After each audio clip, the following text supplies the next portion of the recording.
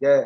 And also that disconnect might lead to also like you devaluing yourself, because we've also seen how employers use how much they pay their employees to either keep them in like a wage slave position, like it's modern day slavery. You know what I mean? And you on the opposite scale, you see how CEOs like pay themselves astronomical figures that nobody can, like, that none of us that aren't CEOs, I guess, can look at and be like, yeah, no, that's appropriate pay for a human being. Yeah. And also, yeah, I think just adding on to what you're saying, I think it's so strange. I don't know who I was having this conversation with, but there's a minimum wage, but there's no maximum wage, you know? And I feel like that sucks because like that. Yeah. But going back to, you know, how we see ourselves and like how we associate our value, we basically, we kind of decide that, okay, because I earn this much, therefore my worth is this much, or this is what, my value is. And I think it was Dr. Jawaza, is it Jawaza or Jazawa? Jawaza, that was saying that because Black women and black men are not employers, but we are part of the system that basically deems that, you know, you determine your value based on what you're earning. Once you have no money, or once you have no source of income as a man, you find that, you know what, I'm worthless. You feel like you're worthless. And even your family starts to feel like, this one, he can't do much because he doesn't even work, you know? And I feel like that's why a lot of people, or a lot of men, end up like committing suicide and stuff like that in Black communities, because there's not a lot of Black men that are working, you know, and the way the system is set up at the moment is that we're not really... or working jobs that pay them enough. Sorry, I just wanted to put that in. Yeah. The way the system is set up is that we're not really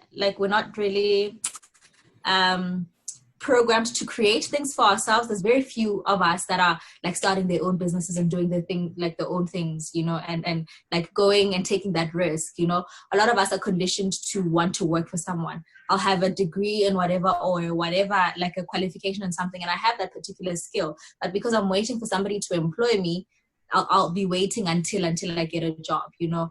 Not really thinking that, okay, maybe it's time for me to create these type of things for myself. So I think, money is just the way that it is in J. It's just like been problematic in that sense. But I think what you're saying highlights our relationship with money and how it translates into our value in the world, you know? Because for instance, in our country, there's a lot of minimum wage jobs, right? Which means that you're gonna work crazy hours. You're probably gonna have to travel far away from where you live, or and then the money you get paid is just enough to keep you going back to work. Like most people that work minimum wage jobs in our country can't afford, for instance, to save. And if you can't save, then you can't invest. If you can't invest, you can't build generational wealth. You know what I'm saying? Yeah. So the conversation about money and our value in society is very important, because I honestly think, Corey, a part of the reason why, as a people, we feel so undervalued is because we've been undervalued at work. We've been doing like a lot of, like, all the most important work, right? And getting the least amount, like getting paid the least. While the guy who sits at the top of the company, right? He will claim that because he put this together and he makes sure that everybody is in line, that he does more work than everybody else. But when we look at it, it's not like that, is it? You know what I mean? So it's a part of the game that the system is playing to keep us in a certain place, because I genuinely feel, or when we start valuing ourselves, right, to a point where we're like, because also what you're saying about starting businesses, it's very hard to start a business if you don't believe in yourself, if you don't value yourself, because the first time you fail, chances are you're going to pack it up and then go beat yourself up and end up depressed or end up killing yourself, or because it takes a lot of value in self to try something, to go out on a limb and be like, I see this working. And then when it doesn't work, to go back again and be like, I still see this working. And to keep at it until it actually, you know what I'm saying? Because, most entrepreneurs will tell you that from their vision to the success is normally not a short, straight, smooth path. You know, there's a bunch of ups and downs, a bunch of starts and stops. And that takes a person who values themselves a lot to go through all of that. So I genuinely feel that when we start valuing ourselves, for instance, even when we get paid will change, because once we as a people start saying, well, listen, once we start doing the maths like, which is why I'm saying what a financial literacy is the ultimate university of life. Like, it's an ongoing course.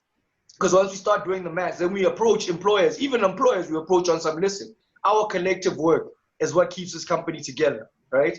And we've worked out, okay, from your profits, this is how much value we actually add. We've done our own numbers. Therefore, we feel like if we want us to keep working and for this company to continue, you know what I'm saying? This would be the appropriate amount, so that we also are enthused about our work, so we come back every day. You know, you don't have excuses on Monday because people drank so much on Sunday that they didn't feel like waking up because their job depresses them. You know what I'm saying? Fine. Mm-hmm. Yeah.